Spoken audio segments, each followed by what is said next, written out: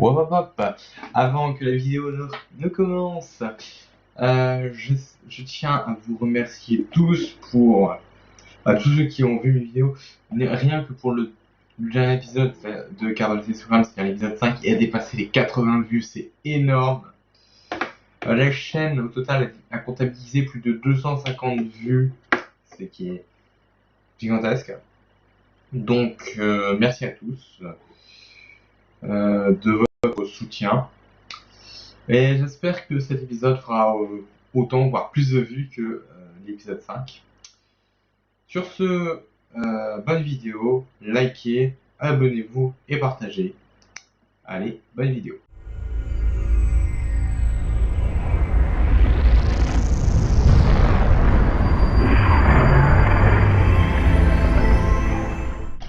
On commence l'épisode avec le lancement d'une... c'est quoi déjà? Ah oui, c'est un rover lunaire. Alors j'avais déjà testé de mon côté l'envoi d'un rover lunaire. Le problème, c'est que je sais pas pourquoi, j'ai enregistré, mais j'ai décidé de supprimer l'enregistrement parce que je le trouvais pas très bien. Du coup, vous étonnez pas s'il y a un deuxième rover sur la Lune. Enfin, sur la Lune. Et donc, là, c'est la mise en orbite avec le deuxième étage. Vous avez commencé à voir le premier étage décoller.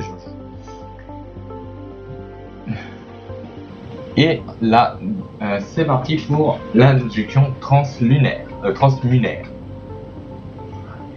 Faut savoir que le rover, comme vous voyez, il a un étage supérieur avec un petit étage supplémentaire. Enfin, il est monté avec un atterrisseur pour un atterrisseur bien spécifique que vous verrez quand il sera déployé. Donc ça, c'est l'exemplaire que je vais envoyer sur la... Ça, c'est un des exemplaires que je vais envoyer sur la Lune. Il y aura d'autres que j'ai envoyés, par exemple, sur Duna, Eve ou Mo, qui ont des designs complètement différents, genre par exemple avec des boucliers thermiques, des étages plus gros, ou des trucs comme ça, voilà, entre autres. L'idée est de... l'idée est d'envoyer un rover sur la Lune. Donc là, vous avez vu la manœuvre pour l'orbite, pour orbiter autour de la Lune. Il faut savoir que j'ai tellement mal géré le poids de mon atterrisseur, enfin les moteurs de mon atterrisseur et de mon rover. Bon là, vous l'avez pas vu, mais quand je décélérais,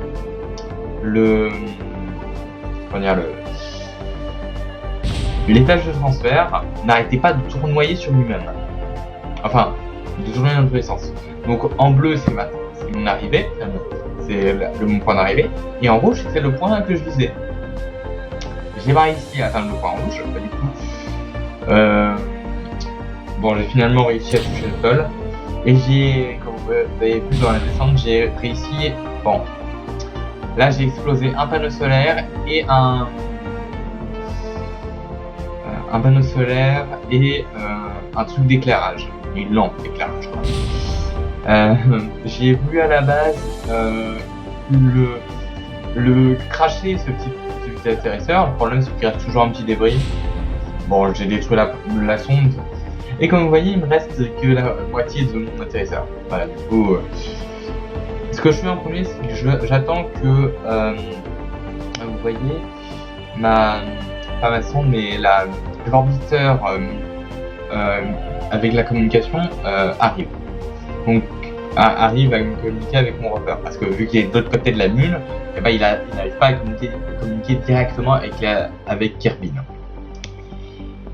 Bon, là clairement, le but, ça va être d'aller voir l'autre rover. Faut savoir que je n'ai absolument pas suivi ce but. Tout ce que j'ai foutu, c'est trimballer un peu le rover un peu partout, et hop là, J'ai travaillé le rover un peu partout. Et ensuite, ça va. Mais sinon, le reste, je m'en foutais totalement. Pour l'instant, c'est comme ça, mais après, verrai. Alors là, j'ai aimé un pilote automatique. Bon, là, je me rends compte que je l'ai mal activé. Du coup, forcément, qui me fait n'importe quoi. Bon, je mets en x4. Et mon rover fait tellement n'importe quoi. Bon, là, j'arrête le pilote automatique, forcément. Parce qu'il allait me faire n'importe quoi. Il est en train de me faire n'importe quoi, là, actuellement. Donc, qu'est-ce que je vais je vais arrêter le pilote. Je le ferme, mais le problème c'est que MedJeb, tant qu'il n'est pas arrêté, bah, il continue. J'arrête le pilote. Enfin, non, j'arrête pas. Voilà, je retire la cible et j'arrête le pilote. Et j'essaie d'arrêter le pilote automatique. Là, clairement, mon rover fait n'importe quoi. Et voilà, à la fin de l'émission, il s'est retrouvé sur le dos. Et du coup, qu'est-ce que fait, bah, je switch sur l'autre rover.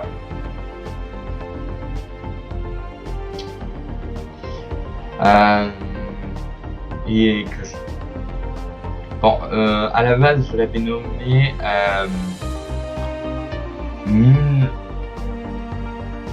rover lunaire,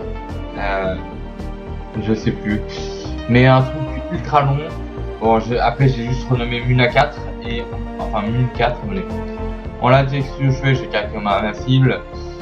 Bon, je vais clairement tourner le pilote automatique pendant pas eu beaucoup de temps, genre je sais pas vraiment combien de temps je fais tourner vraiment. Là il y a 65 km entre les deux. Qu'est-ce que ouais, 65.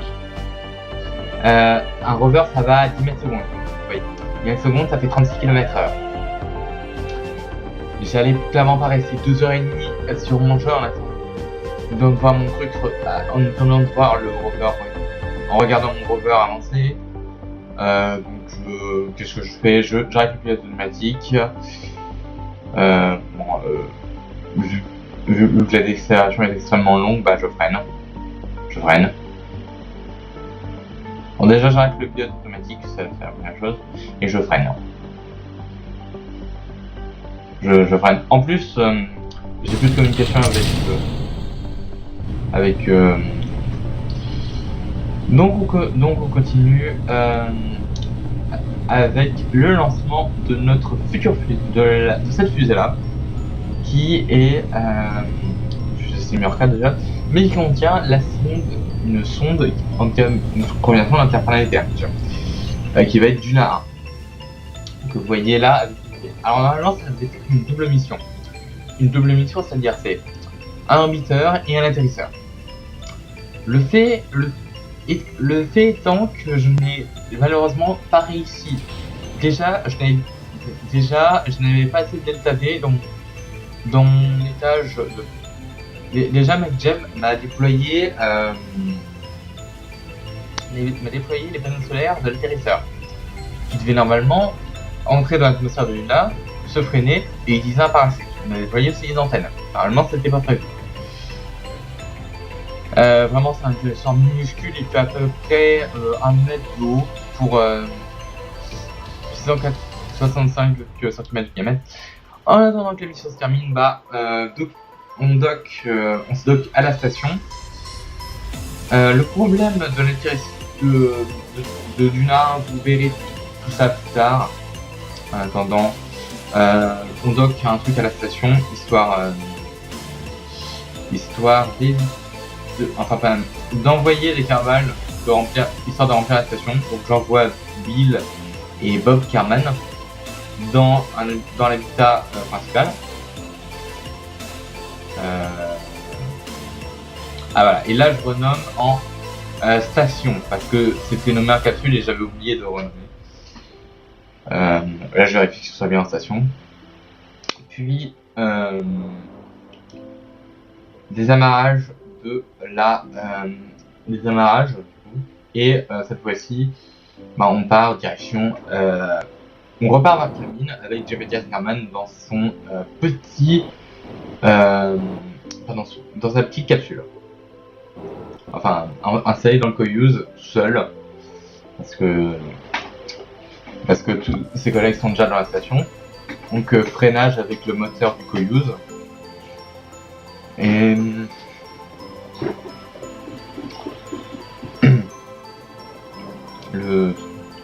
le truc décélère tranquillement avec... et donc ça va être la première réentrée de Soyuz, vous allez voir. Alors déjà là, ça signifie qu'on est plus en orbite. Clairement, je vais brûler tout en carburant. Vraiment tout.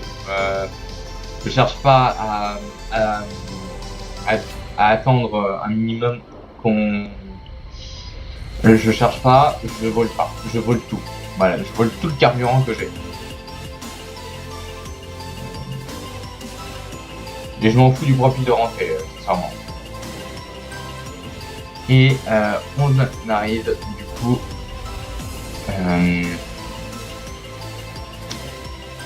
là c'est la fin de la manœuvre, du coup j'ai plus de carburant. Je mets en mode normal, anti-normal pour être précis. Ça vous verrez, ça sera pour la rentrée. J'entame le même truc que dans les autres que dans les Soyuz classiques. Et donc là on est en dessous de 70 km. Donc là qu'est-ce que je fais?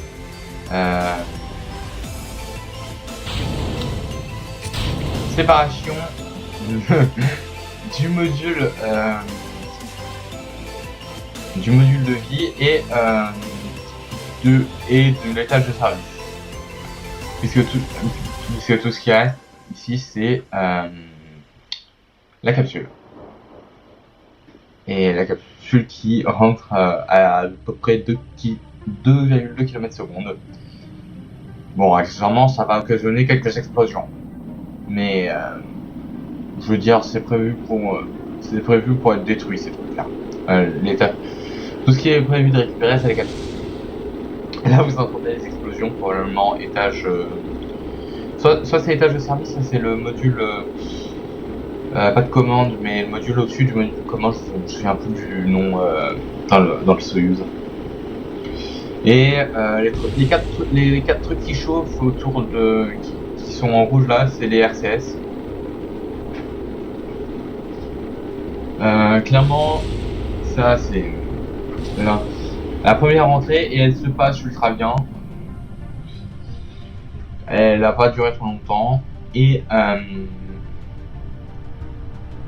du coup on arrive